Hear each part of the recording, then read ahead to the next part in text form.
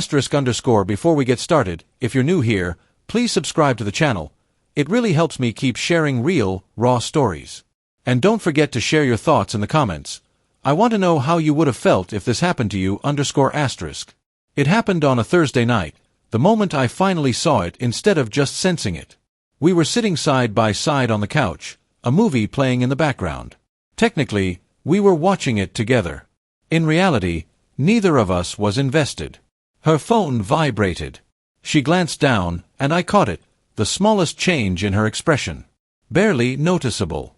A flicker that lasted no more than 2 seconds. First surprise. Then something tighter. Calculation, maybe. Or guilt. She read the message. I couldn't see the screen from where I sat, but I watched her eyes track the lines of text. Without hesitation, she swiped left, tapped delete, and placed her phone face down between us on the couch. Then she refocused on the movie as if nothing had happened. I didn't say a word. I didn't ask who texted. I didn't comment on the deletion. I simply logged it away, another addition to the mental file I'd been quietly building for 6 weeks now. The file I'd labeled things Emily thinks I don't notice. That deleted message was entry number 47. Yes, I'd been counting. It started subtly, like these situations usually do. 6 weeks earlier, she changed the password on her phone. She told me it was for security after reading an article about data leaks. That explanation made sense, except for the part where she suddenly tilted the screen away from me when typing it in. Something she'd never done in our 8 years of marriage. That was entry 1. Then came the late nights at work. 2, sometimes 3 evenings a week. The reasons were always fuzzy. Tight deadlines, last-minute meetings, team overtime. No specific projects. No names. No real details. When I casually asked how things went, the answers were just as vague. Fine. Good. Everyone was happy. Empty words. Fillers. Entries 2 through 19.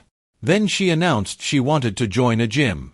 Said she wanted to feel healthier, stronger. I supported it, until I noticed she never came home tired. Never smelled like sweat. Her workout clothes stayed suspiciously clean. And the gym she chose was downtown, nearly half an hour away, even though there were 3 closer options. Entry 20. Her phone habits shifted next. Always face down. Always silent. She checked it constantly, but only when she thought I wasn't paying attention. When I was in the shower. In another room. Focused on work or television. I started tracking when she checked it. Lunch hours. Around 7 p.m. Even late at night, close to 11, when she assumed I was asleep. Entries 21 through 32. The laundry gave me entry 33. I was folding clothes when I found a receipt tucked into the pocket of her jeans. Dinner at La Verona, an upscale Italian restaurant downtown. $124. 2 entrees. 2 glasses of wine. Dessert. The date matched the Thursday she'd texted me saying she was grabbing something quick near the office because a meeting ran late. I kept the receipt. I said nothing. Entries 34 through 46 followed the same pattern. Small lies. Shifting timelines. Stories that didn't quite line up. And then there was Mark, a coworker she'd never mentioned in 8 years who suddenly became part of multiple work anecdotes. She stopped asking about my day. Became critical over trivial things. Defensive for no clear reason. Classic deflection.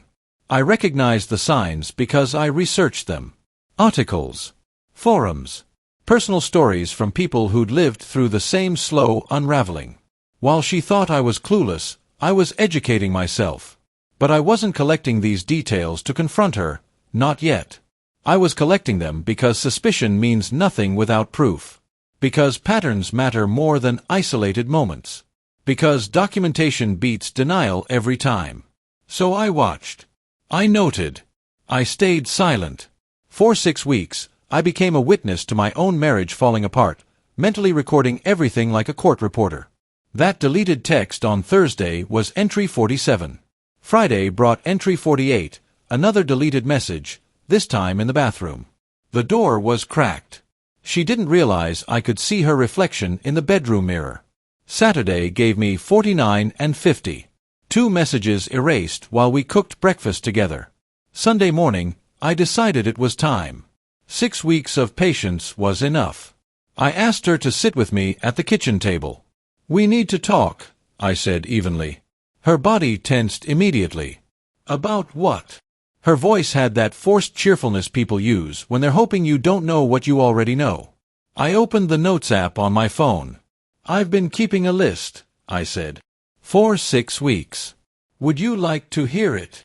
The color drained from her face. "A list of what?" I started reading. Entry 1. Password change 6 weeks ago. Now shields phone while entering it. Entry 2. First unexplained late night at work. Entry 3. Second late night. I read all 50 entries, every detail, in order. Each moment that seemed harmless on its own, but together told a clear, undeniable story. The phone. The gym. The late nights. The deleted messages. The receipt from La Verona. Mark's sudden importance. The emotional distance. The defensiveness. By entry 30, she was crying. By entry 40, she tried to interrupt. I raised my hand. "I'm not finished." I ended with the final note. Entry 50. Sunday. 9 a.m. Deleted a message while I was making coffee. Assumed I didn't notice. She stared at me, mascara streaking down her cheeks.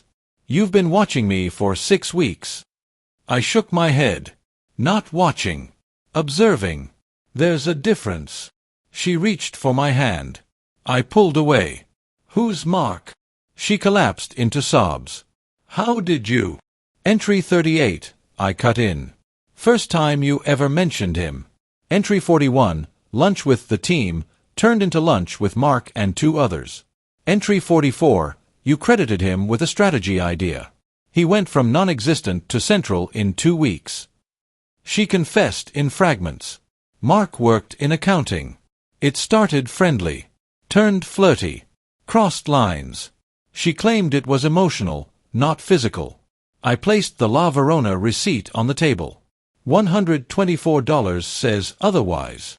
She had nothing left. She begged, apologized, promised to end it, suggested counseling, told me she loved me, called it a mistake. I listened calmly, just as I had for 6 weeks. Then I said the sentence that ended everything. "I didn't document this to trap you. I documented it so you couldn't convince me later that I imagined it." Her expression shifted. "When you leave, you're really leaving?" I stood up. "I've had 6 weeks to process this. You're just catching up." My bag was already packed. In my car. I'd called my brother. He was expecting me. I had a lawyer appointment scheduled for Monday morning. While she deleted messages, I prepared my exit. The divorce was finalized in 82 days. She claimed I was paranoid, controlling, accusatory without reason. My lawyer submitted the 50 entries, dates, times, behaviors, the restaurant receipt, message patterns. The judge called it clear evidence of deception and marital breakdown initiated by the respondent. I never saw the messages she deleted. I didn't need to. The deletions themselves were the proof. Today, I'm remarried. My wife sometimes asks if I watch her the way I watched Emily. I tell her the truth. I don't have to. Real trust doesn't require surveillance. It exists without secrecy. Emily taught me what warning signs look like. My new wife taught me what peace feels like. She thought deleting messages erased the evidence. She didn't realize that observation creates its own record. And sometimes, the strongest proof isn't what you uncover. It's what someone tries to hide.